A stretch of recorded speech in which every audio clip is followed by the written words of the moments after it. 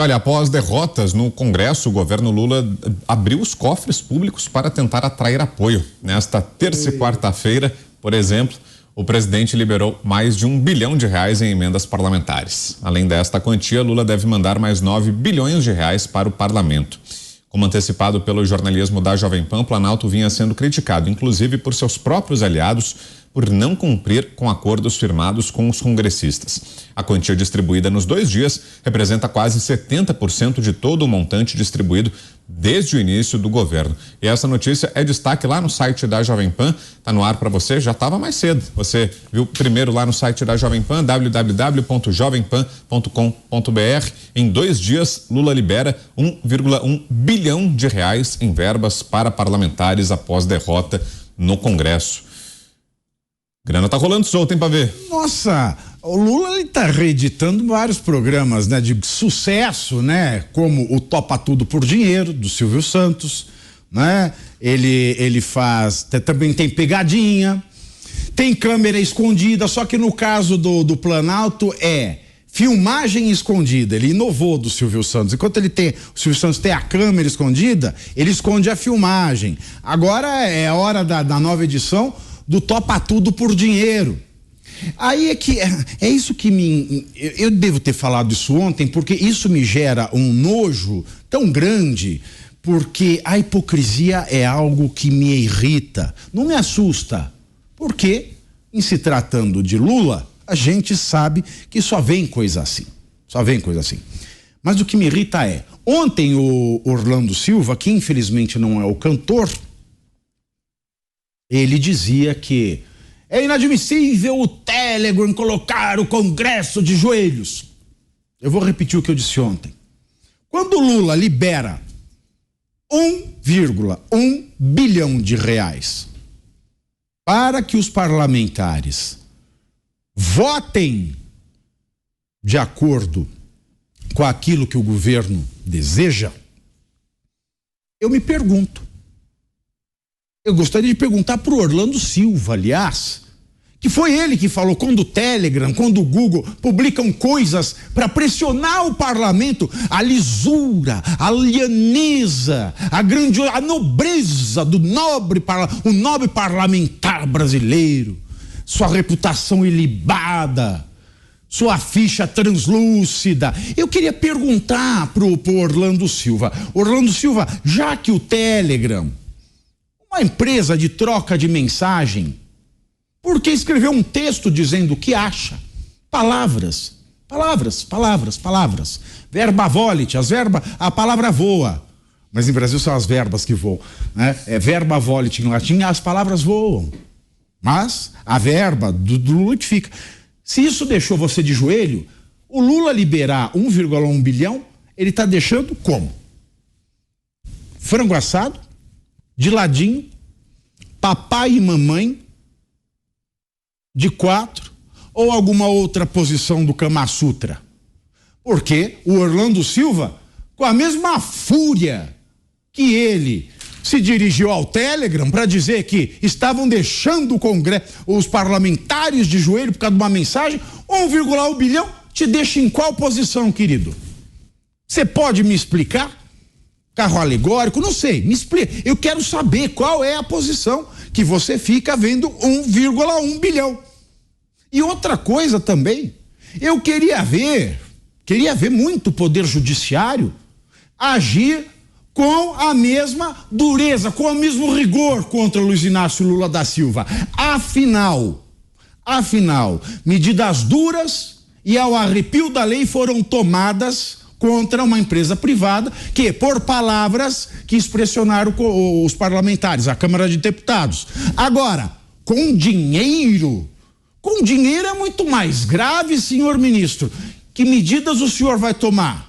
Vai tirar o Lula de circulação? Porque é o que devia fazer, tirar o Lula de circulação, ou fazer com que o Lula aparecesse em cadeia nacional e dissesse que ele tentou, por medidas ilegais, inconstitucionais, forçar os parlamentares a votarem de acordo com seus interesses pessoais, ferindo assim a democracia, a harmonia, a independência dos três poderes. Queria muito que isso acontecesse, mas eu acho que, infelizmente, isso não vai acontecer, porque dizem que esse jogo de emendas, né, é legalizado, está dentro da lei. Está dentro da lei, mesmo tendo o Supremo Tribunal Federal decidido há pouco tempo atrás que esse tipo de emenda é inconstitucional. Então, meus senhores, preparem-se, corram para as colinas e espero até que ele gaste, que recebam as emendas e não cumpram o acordado, para parar de ser trouxa. Diga, Dantas.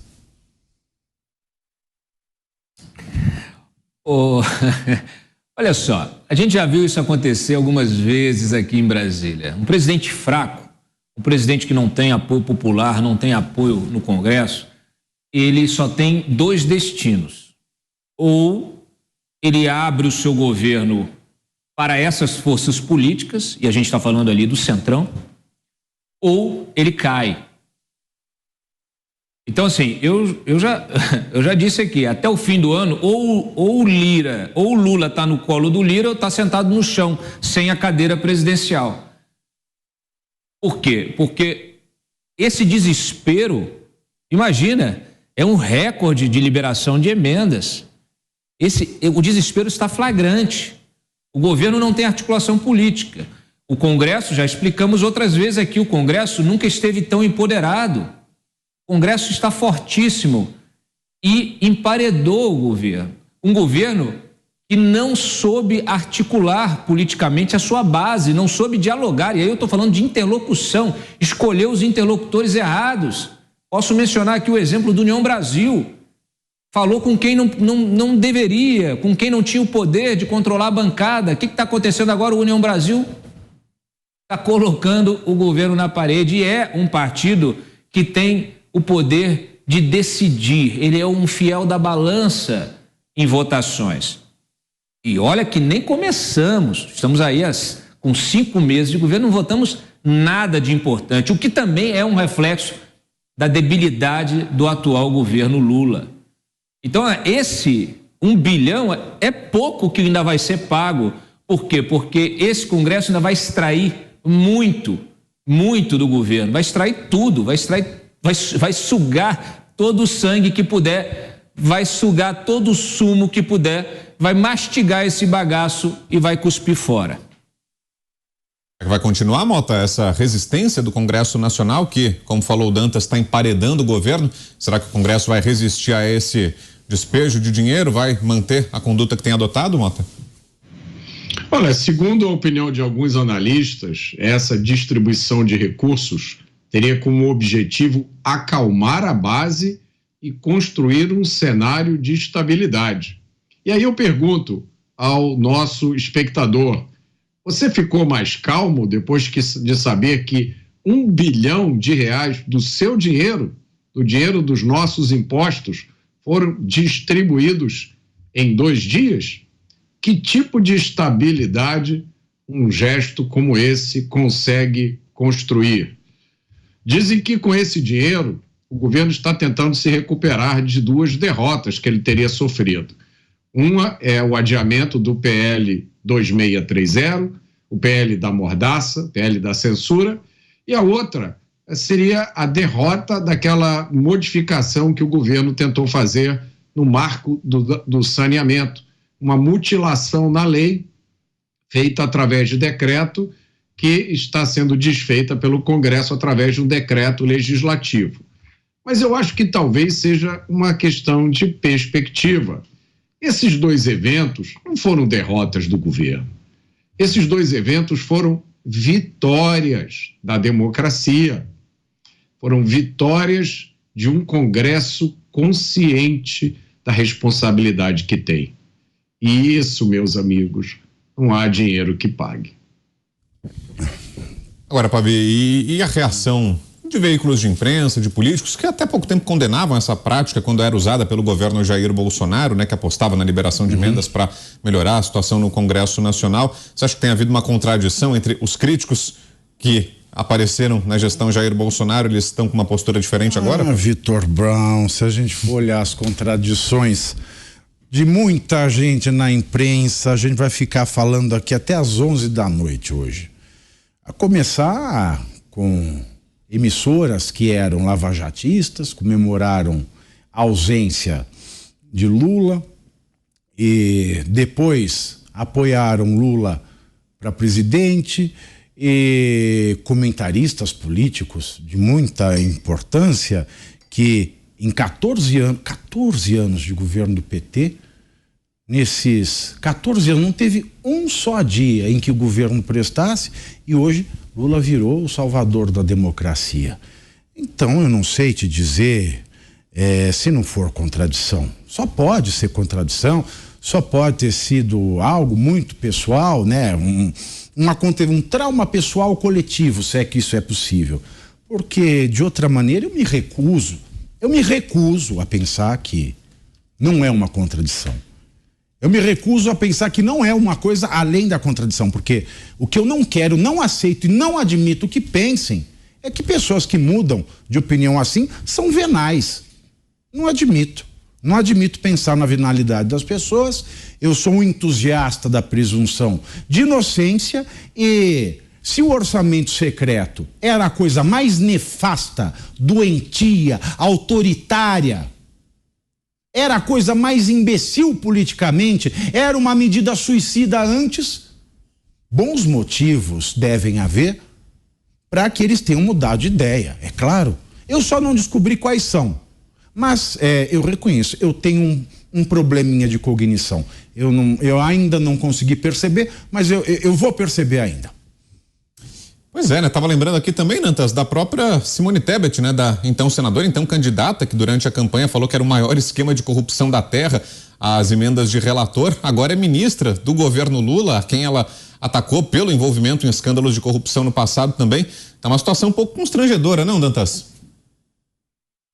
Pouco é pouco, né? Foi generoso.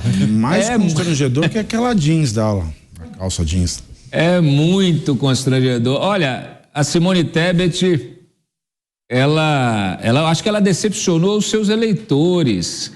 Se ela tinha aí alguma pretensão em se tornar uma liderança nacional, ela simplesmente se autoimolou, porque ao se associar ao projeto que ela tanto criticou, ela simplesmente tratou o seu eleitor como idiota, como imbecil, como trouxa.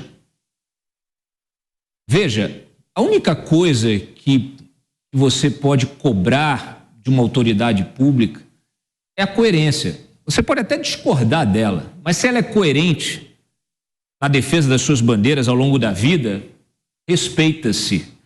O que não dá para ter é gente hipócrita. É gente que defende uma coisa hoje, isso vale para a imprensa também. É gente que defende uma coisa hoje e amanhã está defendendo outra, no espectro oposto. É natural você corrigir algumas compreensões que você tem em relação a determinada coisa, mas abandonar princípios, abandonar uma visão de mundo e adotar uma visão completamente alheia, alienígena, ou aquela que era a que você criticava, aquela que você atacava, aquela que você não tolerava, isso não tem perdão. Isso não tem perdão. O eleitor, ele precisa ficar atento ao que o seu político faz, para poder, até anota num diáriozinho para você lembrar daqui a 4 anos, porque depois eles vêm com um marketing político ali muito bem elaborado, vem com milícia digital, vem com Telegram, vem com mensageria, e você acaba se esquecendo do que aconteceu. Todo mundo sabia que o Lula ia ser um estelionato eleitoral. Quem não sabia? Quem não sabia? Essa crítica, aliás, ela pode ser feita a várias outras autoridades. Infelizmente, nós estamos muito mal servidos de estadistas, como pediu ali o Mota no comentário no início do programa. Nós estamos sedentos por lideranças que realmente liderem, mas liderem não com o populismo, com o populacho, não manipulando, mas sendo autênticos, sendo coerentes, respeitando a coisa pública, porque ela é nossa. A coisa pública, ela é da sociedade. Ela é construída, ela é fruto da produção da riqueza da sociedade, é fruto do seu trabalho. Esse 1 bilhão e 100 milhões é fruto do seu trabalho e está sendo utilizado ali politicamente para os interesses mais mesquinhos. Se trata de projeto político pessoal, privado. É assim, essa é a verdade. Ninguém vai falar isso para você em outra emissora, tá bom? E eu digo para vocês, não é só emenda e cargo não. Tem muita coisa nessa fatura. Eu falei no comentário anterior, só tem 2 possibilidades. Ou o Lula senta no colo do Lira, do Centrão, e isso significa o quê? Colocar o Centrão para dentro do governo. O governo do PT virar uma casca. Aconteceu uma profunda reforma ministerial, e isso pode acontecer nos próximos meses, e o Centrão tomar conta do governo. Aliás, essa é uma solução, é o caminho mais preferencial dessas lideranças políticas, porque elas sabem que um processo de impeachment é sempre, sabe, é doloroso, é traumático. Elas preferem usar essa outra estratégia. Elas preferem ocupar por dentro, né, e passar a manipular. Igual aquela série da Netflix do fungo lá. Então, assim, ou acontece isso, ou acontece a retirada da cadeirinha e o impeachment. Mas nesse pacote, só concluindo, tem muita coisa para acontecer. Vocês podem colocar aí, não é só a indicação de 2 ministros para o STF, nós temos as indicações de ministros para o STJ, de desembargadores, você tem muita coisa envolvida. Aliás, eu ouvi que não vão ser só 2 ministros não, pode acontecer nos próximos 4 anos de outros 2 ministros anteciparem a sua aposentadoria no STF. O que significa um horizonte de batalha política, de enfrentamento político muito mais forte, muito mais profundo.